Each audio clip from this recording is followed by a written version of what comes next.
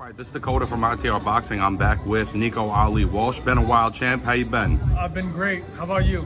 Been good, brother. So I saw you have that shoulder injury your last fight. Yes. It was something I can relate to personally. I've had that exact same injury. Crap. How did you get through the rest of that fight with that arm hanging off the way it was, man? I wanted to beat that guy. So something happened in the it happened in the fourth round, and then I hit it. But then once we got to the sixth round, there was no hiding it anymore. At that point, I started hitting myself and trying to pop it back in, but it didn't work. But I felt I won one of those rounds off of just one arm, which is great. So How's your recovery been from that injury in general? It's been great. Immediately after that fight, I got straight into recovery, and I'm 110% now. Well, it was quite a thing to watch because especially if you've had that injury, you know how it feels having that thing hanging off. It's not fun. That, it'll probably never happen again with the stuff I've been doing now that I've never done before. I'll be injury free for a very, very long time. Nico, what do you know about the opponent here? What are you looking forward to showing off this time around? I'm looking forward to showing off all the stuff that I've learned.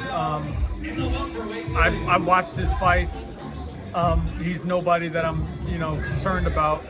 I'm looking forward to displaying what I have to show. You're a guy, even when I met you the first time, right? You're a guy, you're always learning, you're always talking about, I'm trying to get better. Always. What's the main lesson right now, or the main thing that you're working on that you're looking forward to showing off? It's just the biggest thing I need is experience, and I've got that now. Like, every single fight, I'm getting more and more experience, so the experience shows in my fights, and this fight, you'll see it. Last thing I want to ask you about, when you did your post-fight interview on the last one, you basically said, I could be a millionaire right now. I could have taken this fight with Jake Paul, and I could have done this and that. Can you expand a little bit on what happened and why you said no, and why you've continued on this path that you're on, which maybe is a little less glamorous, but gets the respect of fight fans? Yeah, I'm not into that, the whole Paul kind of boxing scene.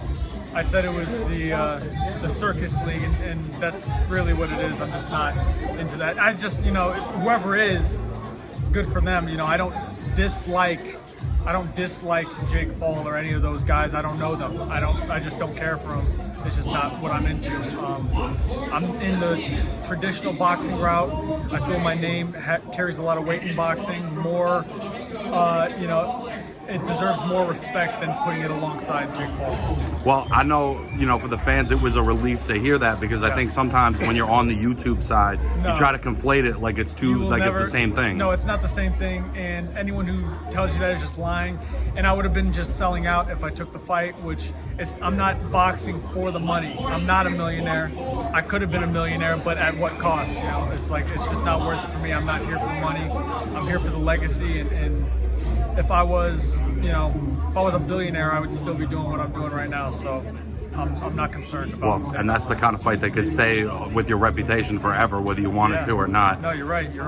Nico Ali Walsh, man, check him out Friday night at the Garden. Sir. Don't Much miss appreciated, champ. You need to get Bud. He's here too. Who? Bud. Bud Crawford, sir? Yeah, he just walked in.